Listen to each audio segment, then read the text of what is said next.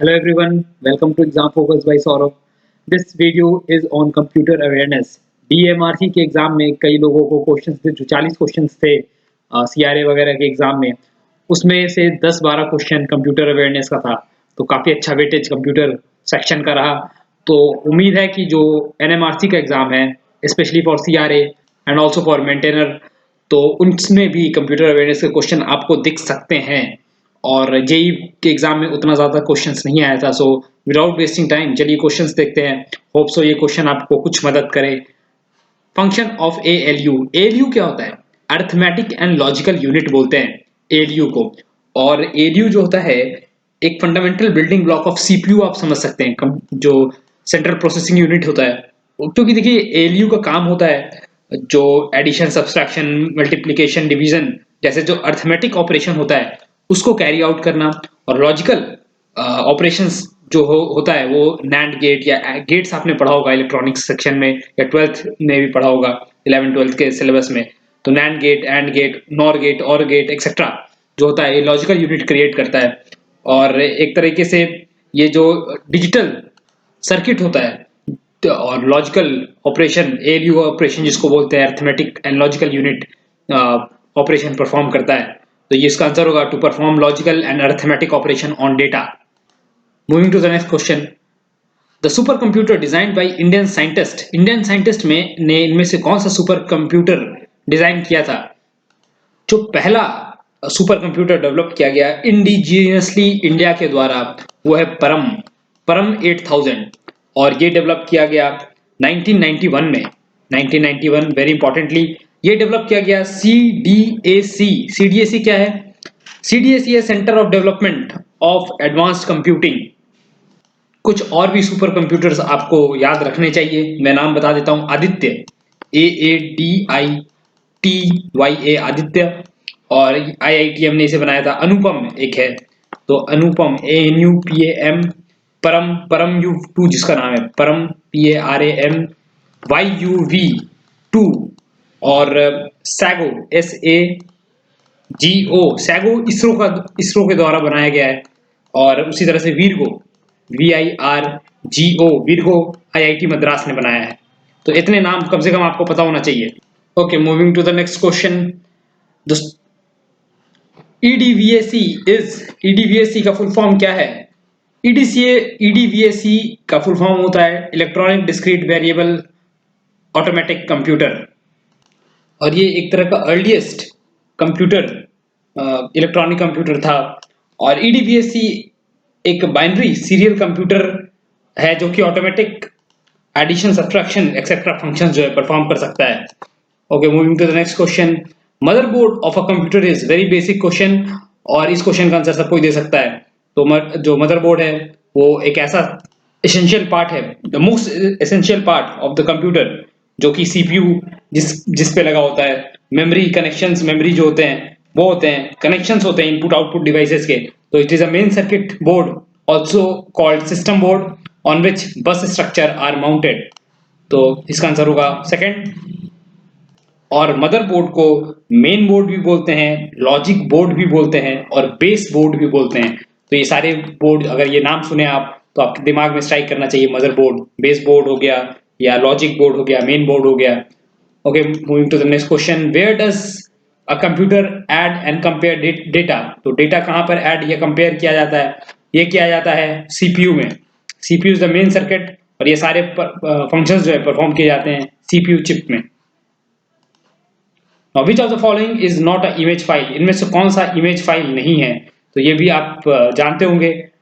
JPEG एक image file है, GIF image file है, BMP भी इमेज फाइल है, TMP ऐसा कुछ नहीं है। अच्छा, JPEG का फॉर्मेट क्या होता है? JPEG का फुल फॉर्म होता है ज्वाइंट फोटोग्राफिक एक्सपर्ट ग्रुप। तो आप ये लिख लें, क्योंकि इस तरह का क्वेश्चन भी आता है। Joint photographic GRAPHIC expert group EXPERT GROUP।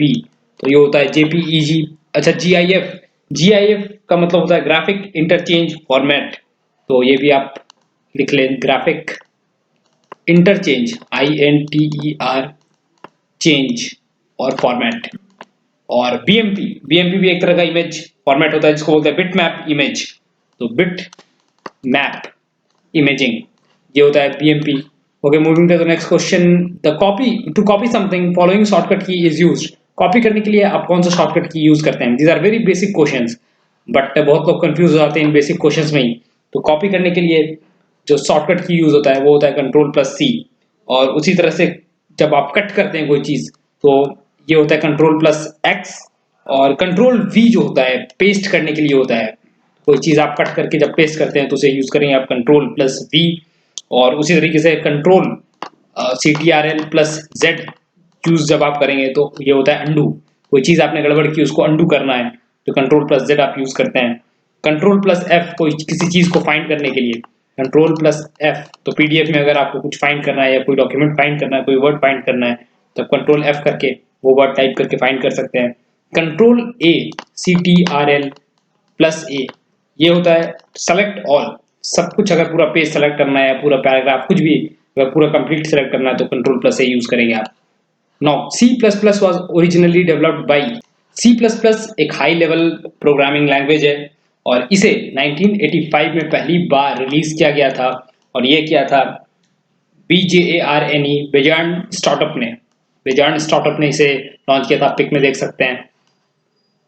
Bell labs में काम करते हुए इन्होंने ये C++ प्रोग्रामिंग लैंग्वेज को डेवलप किया था। Moving to the next question. तो ये नाम आप इन ऐसे नामों को याद रखना होगा आपको। C language was developed in which year? कौन से साल सी लैंग्वेज आविष्कार हुआ? जो C++ है उसका प्रेडिसेसर जो है वो सी लैंग्वेज है, तो ये उससे पहले हुआ आया था और ये आया था 1972 में। और ये भी एक तरह का हाई लेवल लैंग्वेज है और इसे जो है बनाया था जिनका इनका नाम है Dennis DENNIS Dennis M Ritchie RITCHIE। 2011 में इनकी डेथ हो गई। और फादर ऑफ सी जो होता है father of C and even Unix भी एक तरह का लैंग्वेज है, प्रोग्रामिंग लैंग्वेज है और ऑपरेटिंग सिस्टम है यूनिक्स। तो अगर एग्जाम में पूछा जाए कि फादर ऑफ यूनिक्स या सी कौन है तो वो है डेनिस रिचे। तो ये पिक्स आप याद रख सकते हैं। डेनिस रिचे को ये 1972 में आविष्कार हुआ था। Okay, modem is a dash. तो क्या वो इनपुट डिवाइस है या आउटपुट डिवाइस है? मॉडेम इनपुट डिवाइस भी है और आउटपुट डिवाइस भी है, वेरी इंपॉर्टेंटली, क्योंकि ये जो कंप्यूटर है उससे उस इंफॉर्मेशन सेंड भी करता है और इंफॉर्मेशन को रिसीव भी करता है। कुछ इसी तरीके के डिवाइसेस और भी आपको जैसे कि हेडसेट क्या होता है? हेडसेट पे माइक्रोफोन लगा होता है तो आप फीड कर सकते हैं, आप अपनी आवाज फीड डाल सकते हैं और साथ में आप सुन भी सकते हैं। तो ये एक तरह का इनपुट आउटपुट डिवाइस है। साथ में नेटवर्क कार्ड्स जो होते हैं, टच स्क्रीन या ऑडियो कार्ड्स, ये सारे दोनों पर फंक्शन परफॉर्म करते हैं, इनपुट डिवाइस का भी आउटपुट डिवाइस का भी। तो मूव अगले क्वेश्चन पेपर चलते हैं। Which is not a computer peripheral? Peripheral क्या होता है? पेरिफेरल ऐसे डिवाइसेस को बोलते हैं, एक तरह से ऑक्सिलरी डिवाइसेस होते हैं जो कि कंप्यूटर में इंफॉर्मेशन पुट करने के लिए होते हैं या फिर इंफॉर्मेशन रिसीव करने के लिए होते हैं। तो ऐसे डिवाइसेस को जैसे कि माउस आप क्लिक करते हैं और इंफॉर्मेशन फीड करते हैं, जैसे कीबोर्ड, इन तरह के डिवाइसेस को बोलते हैं।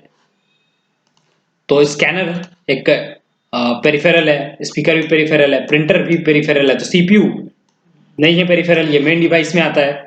Moving to the next question. Dash is a input device used for playing computer games. Very easy, और पिक से पहचान लिए होंगे, ये होता है जॉयस्टिक। जॉयस्टिक ऐसा डिवाइस होता है जिससे आप गेम्स खेल सकते हैं। और अगले क्वेश्चन पे चलते हैं। DBMS stand for? DBMS का मतलब क्या होता है? DBMS का मतलब होता है डेटाबेस मैनेजमेंट सिस्टम। और ये कई बार एग्जाम में क्वेश्चन पूछा हुआ है, DBMS का फुल फॉर्म क्या होता है? Database management system. देखिए जो डेटाबेस होता है जहां पर आपकी इंफॉर्मेशन स्टोर की जाती है विद एटमोस्ट एक्यूरेसी के साथ, तो जैसे कि बड़े बड़े वेबसाइट्स होते हैं उनका उन पे आप रजिस्टर करते हैं तो उनका डेटाबेस में आपका इंफॉर्मेशन स्टोर होता है, उसे उसी तरीके से ये होता है डेटाबेस मैनेजमेंट सिस्टम के अंदर। और GPEG स्टैंड फॉर? अभी अभी हमने इस क्वेश्चन को डिस्कस किया है, तो इसका आंसर होगा ज्वाइंट फोटोग्राफिक एक्सपर्ट ग्रुप। इस क्वेश्चन का answer the part of computer which helps to store information. कौन सा पार्ट कंप्यूटर का इंफॉर्मेशन स्टोर करता है? जी हाँ, ये होता है हार्ड डिस्क या हार्ड ड्राइव। इसका आंसर होगा hard drive. So thank you guys, thank you for watching this video. मैं बहुत जल्द अभी अगले वीडियो में आपको इंग्लिश का क्वेश्चंस मिलेगा NMRC के लिए। सो मैं आपको बताऊंगा कैसे 50 से ऊपर स्कोर या उससे ज्यादा स्कोर करना है। सो thank you, keep watching exam focus. Have a nice day.